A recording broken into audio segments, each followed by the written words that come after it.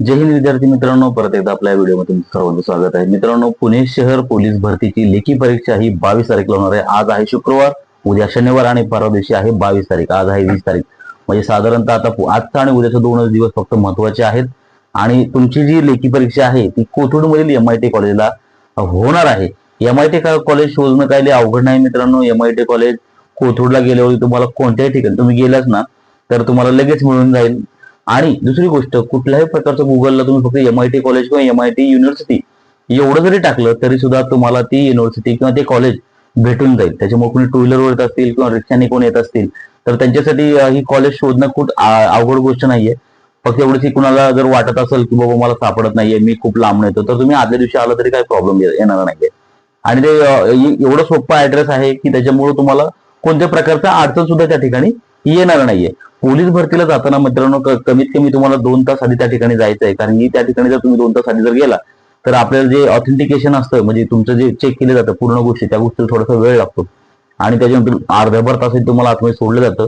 आणि त्याच्यानंतर जी प्रोसेस असते ती जेणे की हॉल तिकीट येणे, सगळं बस तिकीट व्यवस्था आहे का नाही, आपल्या ज्या हॉल तिकीटवरती जे बैठक व्यवस्था आहे, नंबर जो आहे, आपण ज्या ठिकाणी बसलेलो आहे तो बरोबर येते का नाही ते व्यवस्थित म्हणजे व्हेरीफाय करायचं आहे मित्रांनो. आणि ब्लॅक पेन तुम्हाला 2 ठेवायचे आहेत, कारण की त्या ठिकाणी दुसरा कोणताही पेन अलाउड नाहीये. ब्लॅक पेन अलाउड आहे. ब्लॅक पेन जवळ ठेवा, हॉल तिकीट जवळ ठेवा आणि तुमचं एक कोणतं तरी ID प्रूफ एक जवळ ठेवा.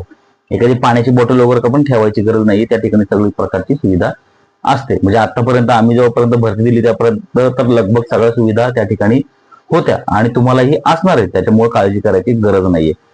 परीक्षेला जाताना फक्त डोक्यात काय ठेवायचं मित्रांनो की आपल्याला 100 पैकी जो पेपर येणार आहे त्यापैकी 100 पैकी 100च मार्क कशी मिळतील याच्याकडे फोकस करायचा आहे.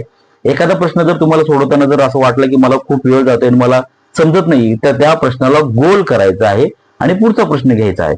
असं जर तुम्ही करत जर गेलेला आहात तर समजा तुमचे 4-5 गोल झालेले असतील वेगवेगळे.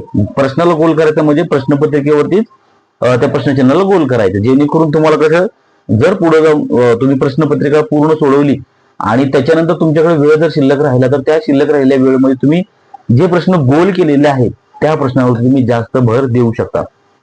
मी माझा स्वतःचा एक अनुभव सांगतो मित्रांनो की ज्यावेळेस मी पेपर द्यायला सुरुवात केली होती तर मला भरपूर प्रश्न मला माहिती होते की येता येत, पण त्यातले 2 प्रश्न असे होते की ते मला जमले नाही.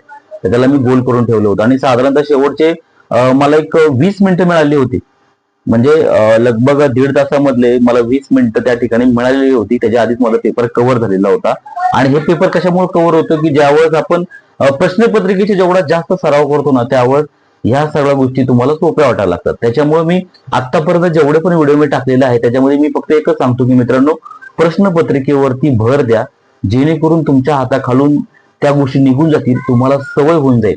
आणि प्रश्नपत्रिका तुम्ही जेवढ्या जास्त सोडवताल त्यावेळेस एक गोष्ट तुमच्या लक्षात येते की म्हणजे प्रश्न पत्रिकेचा पॅटर्न कसा आहे, की कुठल्या विषयाला किती प्रश्न, म्हणजे कुठल्या विषयाला किती मार्कांचा किंवा किती गुणांचा तो क्रायटेरिया आहे किंवा किती मार्काचा त्या ठिकाणी विचारलेला आहे. जेणेकरून आपल्याला कळतं की बाबा जर 100 मार्काचा पेपर असेल तर 20 ते 30 मार्क तुम्हाला गणित बुद्धिमत्तेला विचारलेली आहेत, 4-5 मार्क तुम्हाला GK ला विचारले आहेत, 4-5 मार्क तुम्हाला विज्ञानला विचारलेले आहेत, 2-3 मार्क तुम्हाला ह्याच्यामध्ये विचारलेले आहेत की संभाव्यवाले विचारलेले आहेत, 20 मार्क तुम्हाला मराठी व्याकरणाला विचारलेले आहेत. ह्या गोष्टी कधी होतात ज्यावर तुम्ही प्रश्नपत्रिका सोडवतात. जेवढ्या जास्त तुम्ही प्रश्नपत्रिका सोडवाल तेवढं तुम्हाला या हळूहळू ही सगळी पॅटर्न तुम्हाला कळायला लागतात. त्यावेळेस ऍक्च्युअल मध्ये जेव्हा तुम्ही एक्झामला जाता तर त्यावेळेस मध्ये सेम पॅटर्न नुसारच सगळ्या गोष्टी येतात. त्याच्यामुळे काय होते, कुठल्याही प्रकारचे दडपण हे कुठल्या प्रकारची नर्वसनेस आपल्या डोक्यामध्ये राहत नाही. कुठल्या प्रश्नाला किती उत्तर देऊ, काय करू, मला हा जमत नाही, मला गणित जमत नाही, मी काय करू, ह्याला विचारू त्याला विचारू, असं काय, म्हणजे खूप कन्फ्युजन होतं. मग ह्या गोष्टी होऊ नये यासाठी आधी प्रिपरेशन आपल्याला ह्या मुद्देसूद करणं गरजेचं असतं. तर मित्रांनो, आता परवा दिवशी जो पेपर आहे त्या पेपरमध्ये सुद्धा म्हणजे आतापर्यंत पुणे शहरचा इतिहास आहे मित्रांनो की पुणे शहरला मराठी व्याकरण आणि गणित आणि बुद्धिमत्तेवरती जास्त भर दिलेला आहे. एखाद्या वेळेस या वर्षी सुद्धा तसंच असू शकतं, कारण की प्रत्येक वर्षी सेम पॅटर्न मध्ये येतो की गणित बुद्धिमत्तेला पुणे शहरला महत्वाचं असतं. आणि ज्या वेळेस ग्राउंड टफ होतो ना त्यावेळेस थोडासा पेपर लूज येण्याची शक्यता असते. आणि ज्यावेळेस ग्राउंड जर समजा ओके गेलं की त्यावेळेस पेपर मात्र टफ येण्याची शक्यता असते. आता पेपर टफ आहे की लूज आहे तो डिपेंड ऑन युअर स्टडी. मग तुम्ही कशी स्टडी केलेली आहे, कसा अभ्यास केलेला आहे त्याच्यावरती डिपेंड असणार आहे. कधी कधी काय होतं की आपण अवघड प्रश्न एवढे वाचलेले असतात की नंतर पेपर सोपा आल्यावर की मग काही वाटत नाही.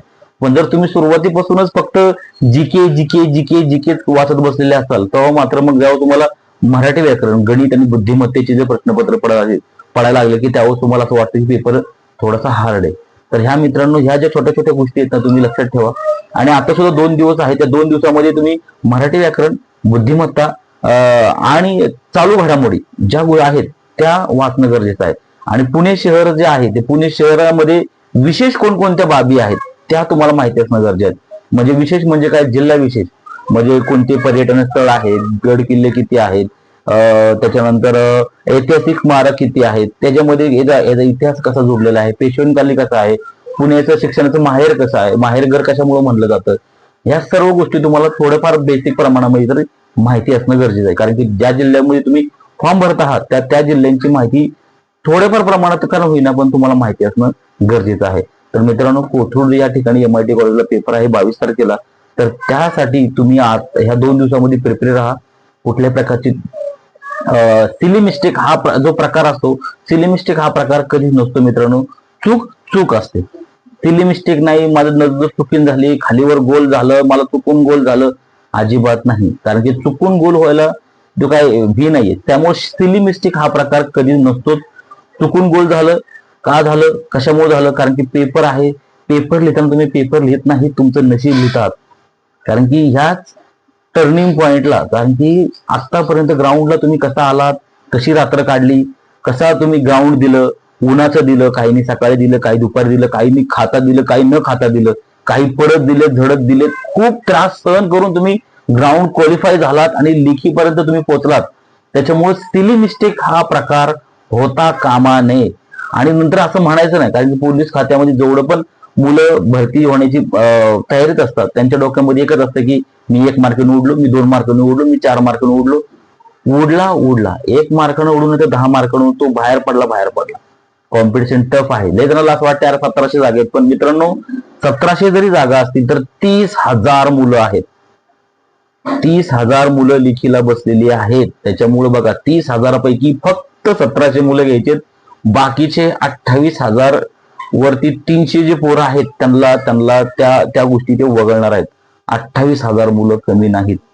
एका जागेला 2 जण जरी असले तरी सुद्धा कॉम्पिटिशन टफच असतं. कारण की 2 जण म्हणजे ह्याचा अर्थ एकालाच जागा मिळणार आहे, दुसऱ्याला जागा मिळणार नाही. त्याच्यामुळं सिली मिस्टेक हा प्रकार तुमच्या हातावरून होऊ कामा नये. पेपर लिहिताना, गोल करताना ध्यानपूर्वक चेक करायचं की मी ह्याचं उत्तर हे, ह्याचा टिक मार्क केलंय, खाली गोल करा. काही जणांचा पॅटर्न कसा असतो, काही जण काय करतात की पहिला पूर्ण पेपरवरतीच टिक मार्क करत बसतात आणि नंतर शेवटला सगळं गोल करत बसतात, गोल. आणि त्याच्यामुळे थोडासा एक जरी गोल खालीवर त्याच्यात झाला त्यावेळेस मात्र मग अख्खी रांग चुकते. तर तशा भानगडीत पडू नका मित्रांनो. तुम्हाला जर वाटतंय ना की बाबा मला लगेच गोल करायचं नाही, मग तुम्ही 2 प्रश्न सोडवा, मग 2 गोल करा. 3 प्रश्न सोडा, मग 3 गोल करा. तुम्ही जेवढं जास्त लवकर करसाल ना तेवढं, म्हणजे जीके, मराठी व्याकरण जे असतात ना, तर त्याच्यामध्ये तुम्हाला वेळ चोरायचा आहे. त्या ज्या गोष्टी असतात त्यातनं तुम्हाला वेळ चोरायचा आहे. आणि जो सगळा चोरलेला वेळ आहे ना, तो सगळा वेळ तुम्हाला गणित आणि बुद्धिमत्तेला लावायचा आहे. म्हणजे ही त्यालाच म्हणतात की पेपर अनालिसिस आणि पेपर मॅनेजमेंट, ह्यालाच म्हणतात की तुम्हाला एका प्रश्नाला जवळ 54 सेकंद आहेत. म्हणजे ओव्हरऑल जर तुम्ही काढले ना 100 पैकी 90 मिनिटांमध्ये 54 सेकंद मिळतात.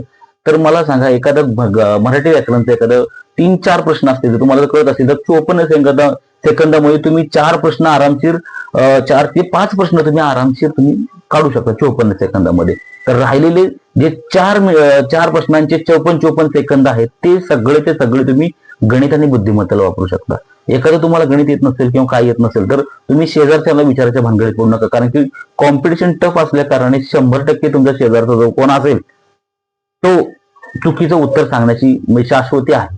कारण की प्रत्येकाला 1 मार्क सांगणं म्हणजे त्याची जागा घालवण्यासारखी. त्याच्यामुळे कोण पोलीस भरतीला आल्यावरती कोण खरं सांगेल याची काही गॅरंटी नाहीये. त्याच्यामुळे कोणाला विचारायच्या भानगडीत पडत नाही, पडायचं तर अजिबात नाही. जेवढं तुम्हाला येतं तेवढ्याच फक्त गोष्टीकडे तुम्हाला भर द्यायचा आहे मित्रांनो. आणि त्या ठिकाणी गेल्यावरती मला हे येत नाही, मला ते येत नाही, मला असं होत नाही, तसं होतं, हे स्वतःला निगेटिव्ह करायचं नाही.